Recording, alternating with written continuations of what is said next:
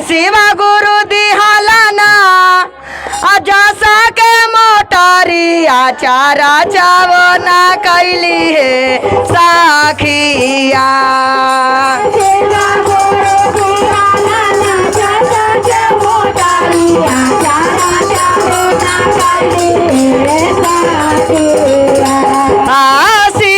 गुरु दिहालाना जसा के मोटारिया चारा चावना कैली है साखिया। जय हो।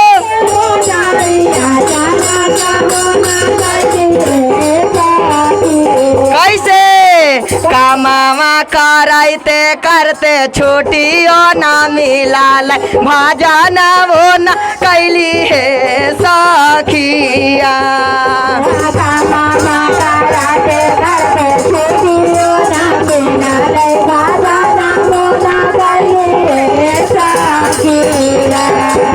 शिवा गुरु दिहालाना जसा के मोटारिया चारा चावो ना कैली है साखिया।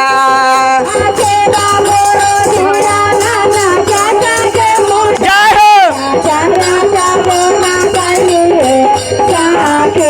कैसे अरे कामामा करते करते छुट्टियों ना मिलाल भजन वो न कैली है साखिया।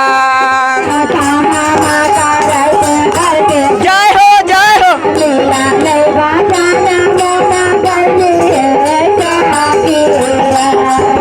कामामा करते करते छुट्टियों ना मिलाल भजन वो न कैली है साखिया।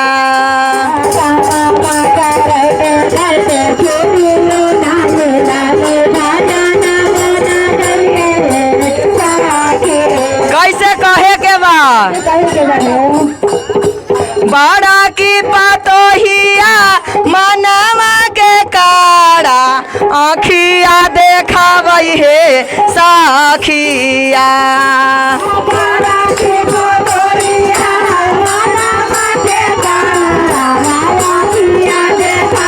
जय हो ताली।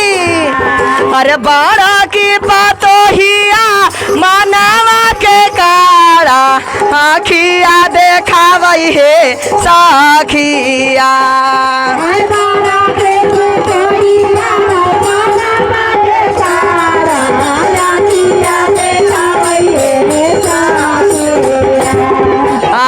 झाले पोतोहिया हाथावा मामोड़ा के चावलावा छीनई है साखिया। जय हो।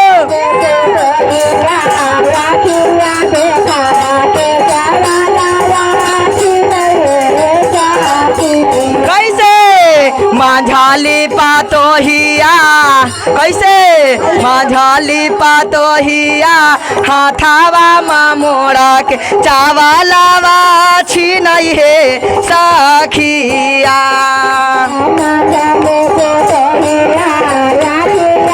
जय हो जय हो। कैसे हो रहा कहे के बाद ये अली है छोटकी हिया ना तनी एने ताक ताक। अरे छोटा की पतोहिया टुकुर टुकुर देखाई मुखा ना बोलई है साखिया।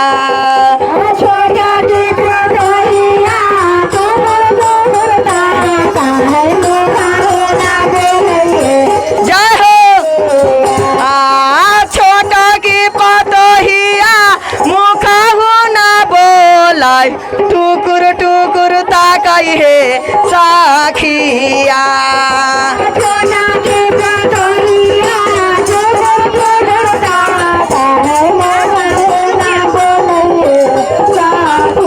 कैसे जय हो प्रेम से बोले शंकर भगवान जय।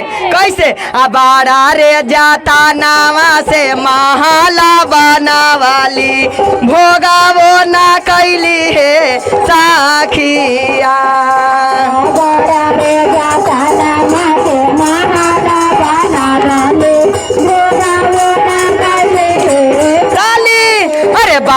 अरे जाता नावा से महाला बनावली भोगावो ना कैली हे साखिया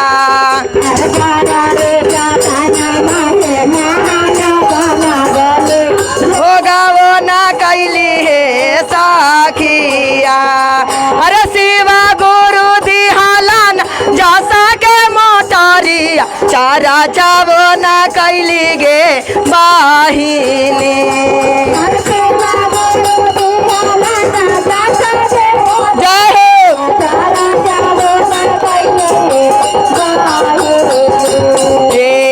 मामा करते करते छुट्टियों ना मिलल भाजा ना वो ना कैली गे बहिनी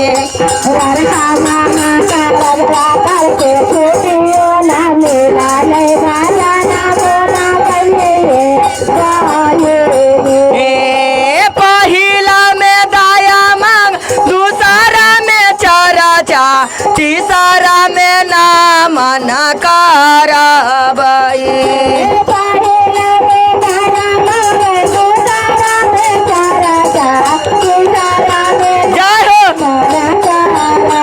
कैसे शिवा गुरु दिहालन जसा के मोटारी तारा जावो ना कैली गे बहिनी